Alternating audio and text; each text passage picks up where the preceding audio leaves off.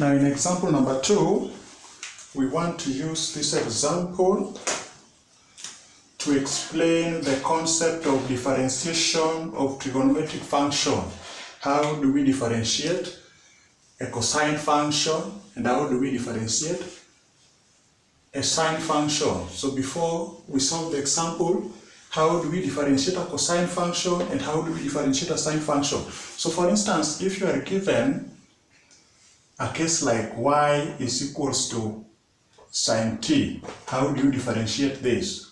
Y with respect to t. Now here you use the Euler's equation. So the Euler's equation, when you have exponential jt, exponential jt is simply cos t plus j sine t, and exponential negative jt is cos t minus j sine t.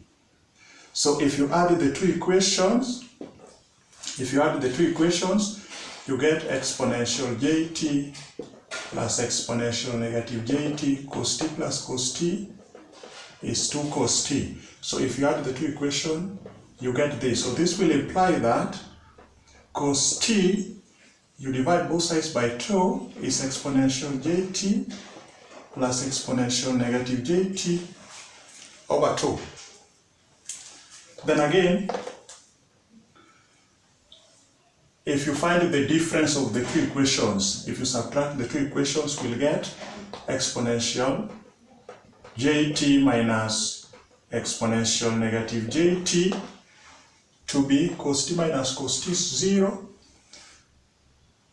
Positive, this minus negative is positive. So we are going to have 2j sine t. So if you make sine t the subject of the formula, you divide both sides by 2j, you get sine t is exponential jt minus exponential negative jt over 2j. Now, if you want to differentiate sine t, if you have a case like y is equals to sine t, then this is simply y is equals to where the sine t, we put the value of sine t, that is 1 over 2j into exponential jt minus exponential negative jt. So 1 over 2j is a constant, so if we differentiate y with respect to t, we get the derivative dy over dt. 1 over 2j is a constant.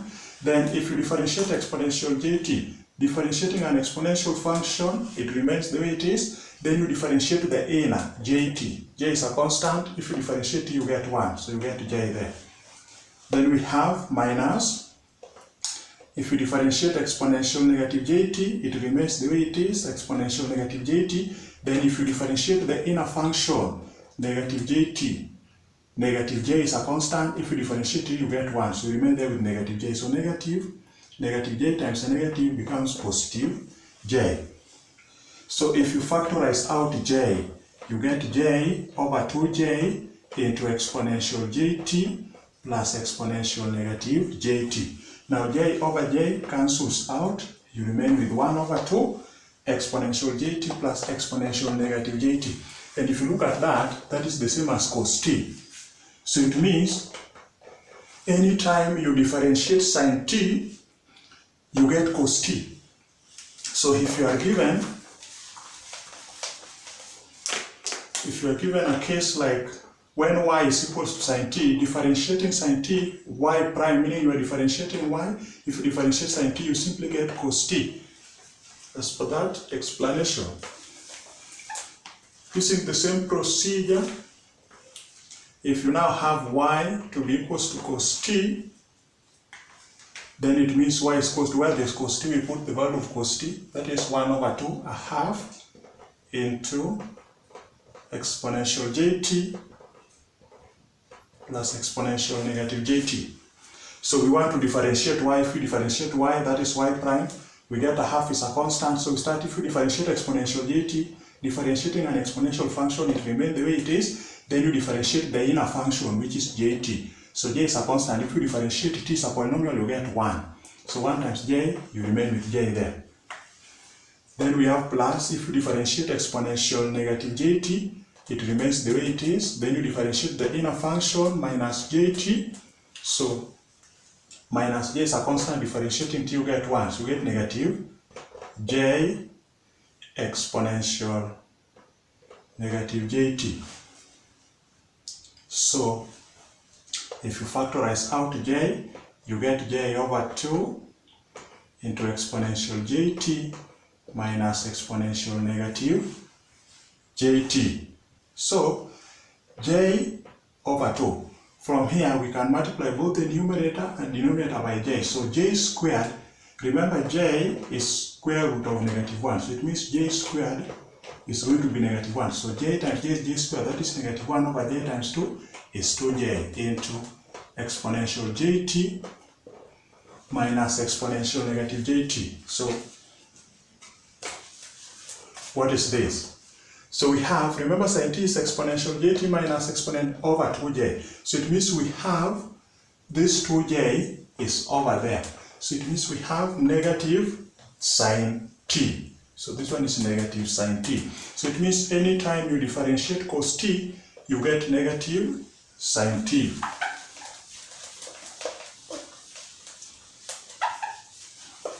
So in example 2, the parametric equations of an eclipse is given by x is equals to 5 cos t and y is equals to 3 sin t.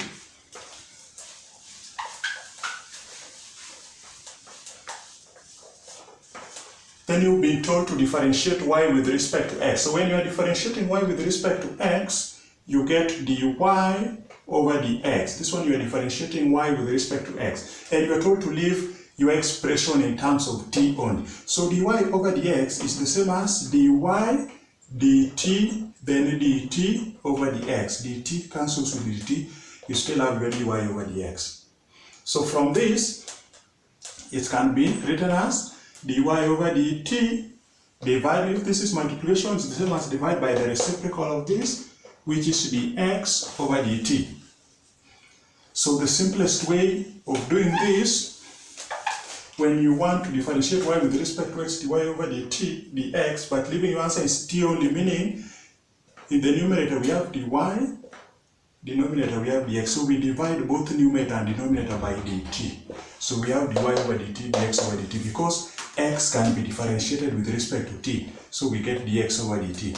Y can be differentiated with respect to t. So we get dy over dt. So for us to get dy over dx, we must have dy over dt divided by dx over dt. So we start, we have x is 5 cos t. So differentiating x with respect to t, you get dx over dt.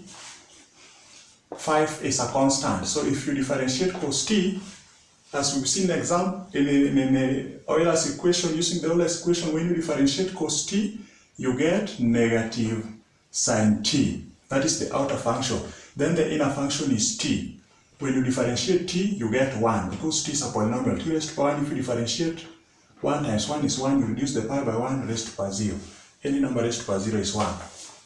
So differentiating that, we get negative times 5 is negative 5 sin t.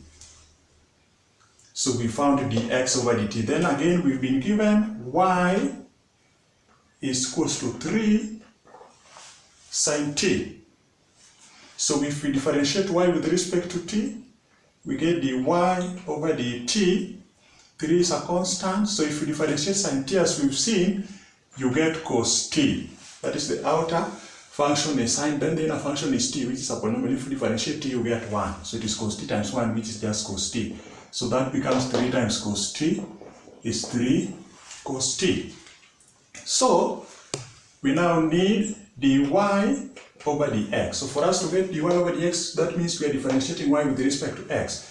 If we want to leave answer in t only, we divide both numerator and denominator by dt. So we have dy over dx. So divide the numerator by the denominator by dt. So dy over dx is the same as dy over dt divided by dx over dt. But dy over dt we found to be, we just substitute 3 cos t. Then it is over dx over dt we found to be negative 5 sine t. So if you simplify that, 3 over negative 5 is negative 3 over 5 cos t over sine t. That is the reciprocal of tan t. So the reciprocal of tan t is cot t. So you get cot t. So it means differentiating y with respect to x, leaving your answer in t only, is negative 3 over 5 cot t. So the concept there is knowing how to differentiate trigonometric function. Knowing how to differentiate trigonometric function, derivative of cos t is negative sine t, derivative of sine t is cos t.